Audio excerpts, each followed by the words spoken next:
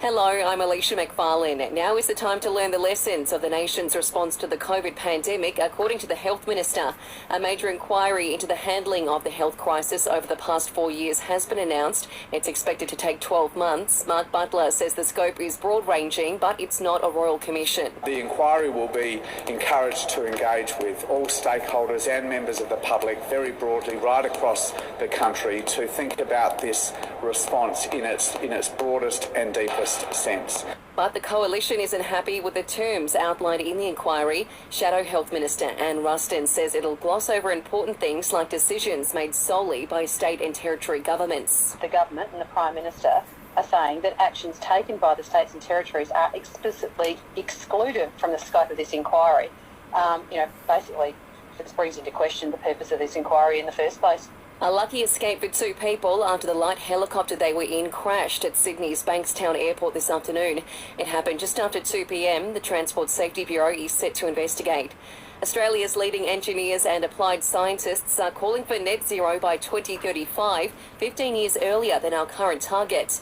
Around 900 of them are wanting the federal government to take immediate and substantial action to keep the dream alive of limiting global heating to 1.5 degrees. Briefly, a record high of 97.7% of eligible voters are now enrolled to vote in next month's Voice to Parliament referendum.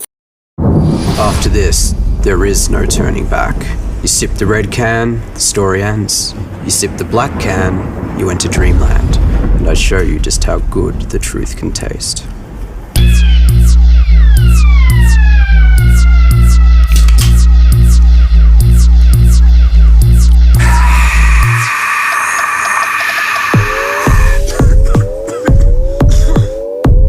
Max Taste Challenge. In sport, an historic new collective bargaining agreement has been signed at AFL headquarters today. All AFL players will get an immediate 10% pay rise with more contract certainty for female players. Outgoing AFL CEO Gil McLachlan says talks will continue to secure a mid-season trade period. The details of this, if, when and how that mechanism is to potentially work, is to be formally worked through between the AFL, the AFLPA and the clubs over the coming months. And the GWS side will be unchanged against Collingwood in tomorrow night's prelim. Buying or selling, rural or residential properties, Miller, Wan and John. This is SAFM weather.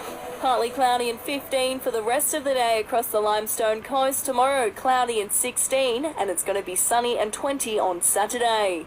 Download the Listener app and search the Briefing podcast to find out what you need to know for the summer ahead.